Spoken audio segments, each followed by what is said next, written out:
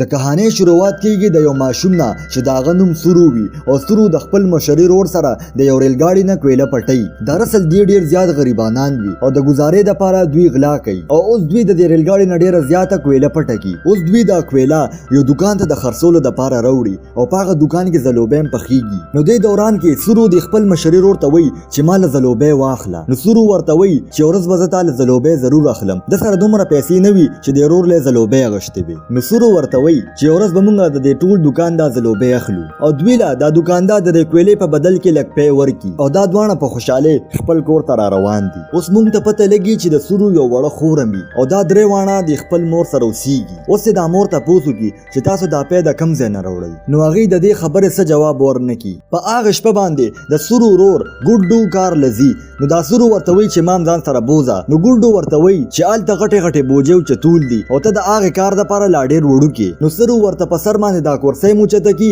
او هغه د سایکل چتول کوشش هم کوي او ورته وی چې زه هر کار کول شم. نو د سورو د ضد د وجه دا رور ځان سره بوزي. اوس دې دوانه یو ټرین سټیشن ته ورسي او سورو د ګډو په غېږ کې ود شوی. نو اوس دا ګډو دا سورو د خوب نه راپاسي خو هغه نه راپاسي ځکه چې هغه ډیر وړو کې وي او هغه ورته وی چې ما خوب ته پرېدا. نو دا ګډو دا سورو په یو بنچ باندې واچي او ورته وی چې سهار پورې به کار کوم او ته دلته ودوسه او د دې نه لاړ نشي. نو اوس دا ګډو کار لاړ شي. نو اوس نیمه شپه شي او سورو راويخ شي او په دې سټیشن کې د اغه نه بغیر بل څوک هم نه. نو سورو یو ریل ګاډي ولاړی هغه ته وروخیږي او ول تکینی او لږ ساعت پس هغه خوب ورشي او چې څنګه سهار سترګې کولو شي. نو دا ټرین روان. نو سورو چې دا وګوري نو ډیر زیات او یریږي او اخوا د خوا منډه شروع کی او خپل رول لچغي مور کوي او هغه د ټرین د دروازې کولاولو کوشش هم کوي خو هغه لوک شوی او د وجه د دې ریل ګاډي او درېدونه پسم هغه نشو وته او په دې ریل ګاډي کې څوک هم نه او سورو د لوګي تند سره په دې ریل ګاډي کې گیر دی. اوس سورو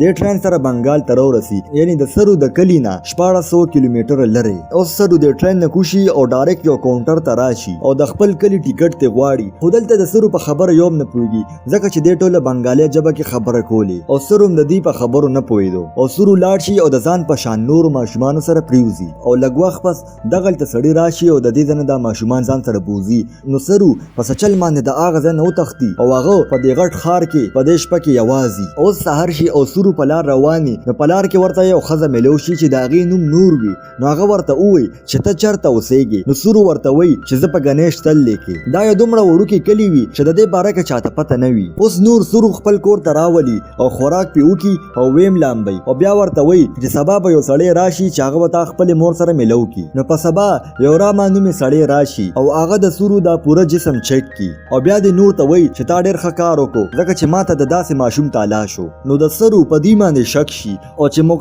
وګوري د هغه نه او تختی. سرو اوس پروتي او هغه خپل مور یادېږي او ځان سره دا وای چې څنګه به زما مور کانی ماتول او داغه مدد به ما کو. او سرو خپل مور سره ډیره زیاته مینا کوله خو هغه داغه نه 1400 کیلومتر لري دی چې داغه باره کې سرو ته پته نشته. او سرو په اخوا د خوا باندې 2 میاشتې تیری. یو سحر سرو د کیفه مخ ته ناستي چې یو الک ته ګوري چې هغه په چمچ باندې کافیس کی. نو دا سورو د دې الک نقل کوي او دا الک بهر روزي او سورو له د خوراک سور کی او هغه پولیس سټیشن ته راولي. نو دا الک دی پولیس والا ته وای چې د په بنگالي ژبه باندې نه پويږي او د په هندي کې خبرې کوي. نو چې ماته تاسو کو ته د کمزې نو دراته وی چې زه د غنیش تل چې د دې کلی باره کې نه دی الک ته پتا وا او نه دی پولیس ته. نو دا پولیس والا د سرو نه د مور تاسو کی چې ستاسو د مور سنوم دی. نو سرو ورته وی چې زما د مور امینوم دی. اوس دا پولیس خپل ډیر کوشش وکړو چې سرو د خپل خاندان سره ملو کم خو د پولیس ته د سرو د خاندان او سرو چې کوم دی اوسېږي داغه هیڅ پته ورته ونه لګیدا. نو دا پولیس سرو یتیم خانه ته ولېږي او سرو په یتیم خانه کې 3 میاشتې تیری کی. اوس 3 میاشتې پس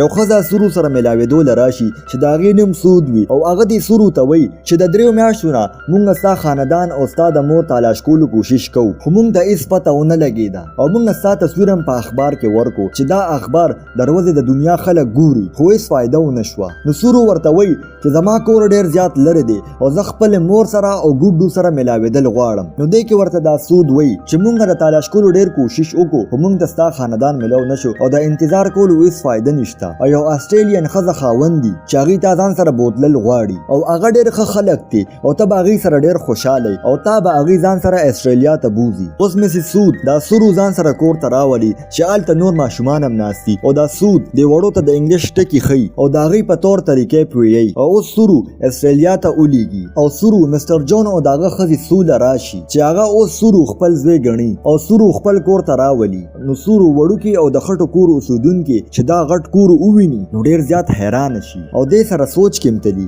ځکه چې د ده دپاره د دې ملک خاوره هوا هر یو شی نوي وي. نو د سورو د ارضي مور سورو ته په انګلیش کې وایي چې ما ته پته رستا دا سفر ډېر زیات مشکله دی خو یو ورځ به ټول هر څه ماته ته ووایي. اوس لږ څه وخت پس سورو د دې ژبې زده کړي او د دې په رهن سهن کې عادت شي او مستر جون او د هغه ښځه سورو سره د خپل حقیقي زوی په شان مینه کوي او یو کال پس مستر جون یو بل ماشوم هم اډاپټ کړي خو هغه ماشوم خوشحاله نه او هغه ځان ته د نقصان رسولو کوشش کوي او د مستر جون ښځه د دې ماشوم د کنټرول کولو کوشش کوي. اوس یو شپه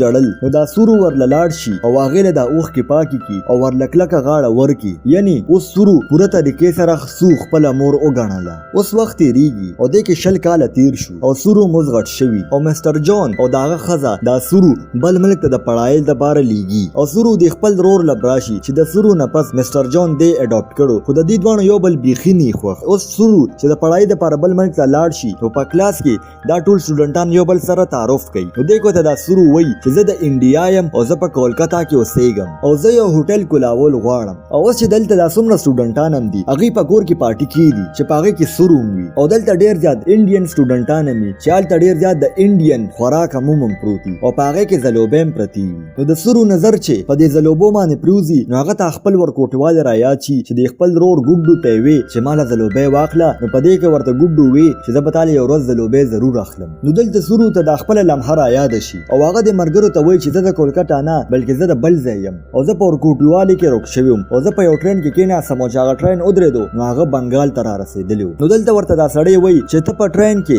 څومره وخت وې نو سورو ورته وایي چې 2-3 ورځو پورې. نو دا سړی چې د کلي د نوم تپوس وکړي نو سورو ورته د کلي نوم واخلي ګنیش تلي خو هغه ته اوس دا پته نه وه چې زه دا نوم صحیح اخلم او که نه ځکه چې هغه اوس هندي نه ورتله صرف په انګلیش کې خبرې کولې. نو دلته ورته دا جینۍ د ګوګل نقشې باره کې ووایي او ورته دا هم وایي چې د دې په سهارې باندې ته د دنیا هر یو ګوټ معلومولی شي. نو سورو ورته ووایي چې بس دا خبرې اوس پرېږدی او اوس سورو د دې پارټۍ نه راوځي او سورو سره یو جینۍ وي چې د هغې نوم لوسی وي او د دې دواړه یو بل خوښي او په سبا چې سورو پاسي نو سورو ته خپل کور کلی یادېږي او هغه دا سوچ کوي چې د هغه مور او رونه خویندې د هغه دپاره به څومره پریشان وي او هغه د دې ګوګل نقشې باندې د خپل ځای د معلومولو کوشش وکړي خو هغه ټول کوشش بیکاره لاړ شي او اوس وخت تېرېږي او 3 کاله تېر شي او سورو او لوسی یو بل ډېر زیات خوښي او د دې دا رشته نور هم ګهره شي خو سورو هغې باوجود هم خپل خاندان دپاره ډېر پریشانه دی او هغه د خپل خاندان یادولو کې دومره ډوبي چې هغه لوسی سره رشته خرابه شي او سورو لوسی ته وایي چې تا ته زما نه ښه انسان میلاویدی شي او دې سره واپس دا سورو په دې ګوګل نقشې باندې د خپل ځای تالاش کول شروع کړي او هغه د انډیا مختلف حصې ګوري خو آخر کار هغه ته هغه ځای میلو شي چې کوم ځای کې به د ده مور کاڼي ماتول او هغه هغې سره خوا کې چې کمې علاقې دي هغه تالاش کول شروع کړي آخر کار ده ته هغه کلی میلو شي چې د هغې ګنیش تلې نوم وي او سورو ډېر زیات خوشحاله شي او هغه دا خبره د ارضي مور ته وکړي نو دا مور ورته ووایي چې زه ستا لپاره ډېره خوشحاله یم ځکه چې زه او ستا پلار دا غواړو چې ته انډیا ته لاړ شي او خپل خاندان سره واپس میلو شي. اوس سورو انډیا ته راشي او هغه ځای ته راشي چې کوم ځای کې به ده په ورکوټوالي کې لوبې کولې او آخر کار هغې کور ته راورسي چې کوم ځای کې به دی اوسېدو خو په دې کور کې اوس څوک هم نه او هغه د خپلو ګاونډیانو نه تپوسونه وکړي خو څوک هم د هغه په خبره نه پوهېدل ځکه چې دلې اوس خپله ژبه نه ورتله خو هلته یو سړی راشي او هغه له انګلیش ورځي نو سورو ورته د خپل مور خور او د رور نوم واخلي چې هغې به دلته اوسېدل او هغې اوس چرته دي نو دغه سړی ورله جواب ورنکړي او دغه ځای نه لاړ شي خو لږ وخت پس هغه ورته اشاره وکړي چې راشه نو هغه دې سړي سره چې څنګه راشي او مخامخ یو بوډۍ ښځه را روانې او هغه بوډۍ ښځه بل څوک نه بلکې د سورو حقیقي مور وي چې سورو دا وویني نو هغه راشي دې مور له او ورته غاړه وځي او ډېر زیات خوشحاله شي او د سورو مور د دې کلي نه ځکه نه ده تلې ځکه چې هغې ته دا یقین و چې زما دا زوی به یو ورځ ضرور راځي او سورو سره د خپل خور هم میلو شي خو ورور ورسره میلو نه شي نو سورو ته پته ولګي چې په کومه شپه زه د خپل ورور سره کار له تللی وم خو ما له خوب راغلی او هغه زه په بنچ اوده کړم او هغه چې کار له لاړو نو هغه یو ریلګاډي ووهلو او هلته مړ شو یعنی په یوه شپه کې د دې مور نه 2 زامن روک شوي او دې سره دا کهاني ختمه شي. اګر ستاسو دا کهاني خوښه شوي نو دا ویډیو در سره لایک کړئ او چینل در سره سبسکرایب کړئ.